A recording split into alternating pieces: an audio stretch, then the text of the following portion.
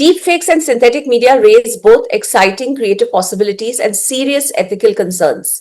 How should Indian broadcasters, studios, and platforms navigate this duality?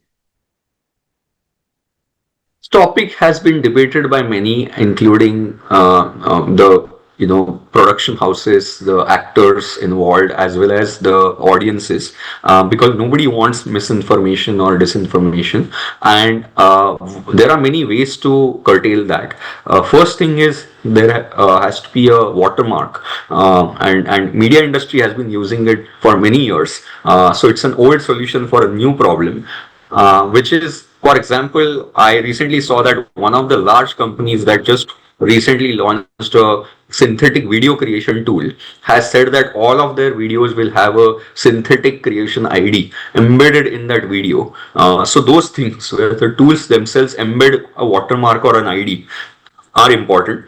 The second thing is, you could also have tools that detect synthetic scenes or videos, because see, to err is human and to be natural is difficult actually. So if you just look at the scene of a, say, waterfall, where water is falling from the height, a synthetically generated video may not get the physics of the water falling from the top so correct and accurate. As I said, it's very difficult to mimic nature, and we oftentimes take the nature so lightly, but the nature works so hard to follow all the laws of physics and biology and chemistry.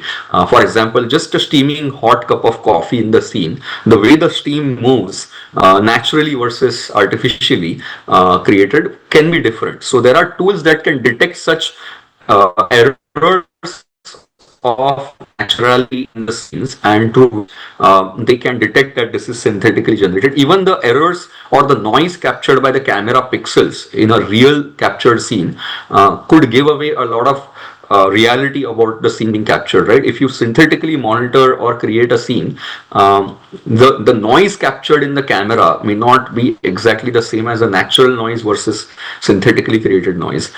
So there are ways to detect this post facto. One is pre-processing, where you add a watermark, and post facto detection. The third is also that, just creating awareness that there could be a video that comprises of an actor or an actress or certain script that may not be authentic.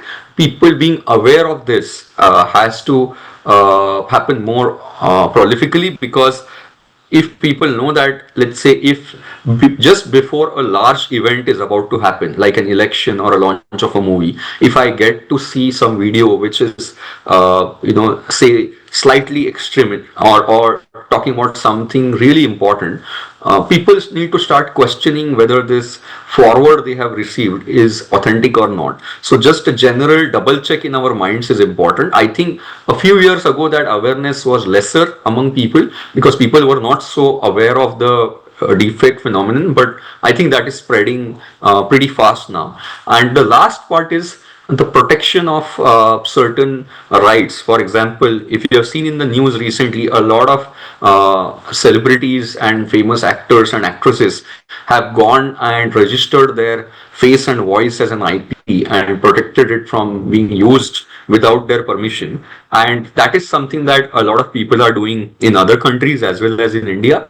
And I'm sure the laws of copyright infringement are anyway applicable today. In fact, I was talking to someone and they said that the current laws pretty much do cover such copyright protection as well, because as long as it is something that you have copyrighted and needs to be protected and is not being protected, you can always find a resort to get this solved.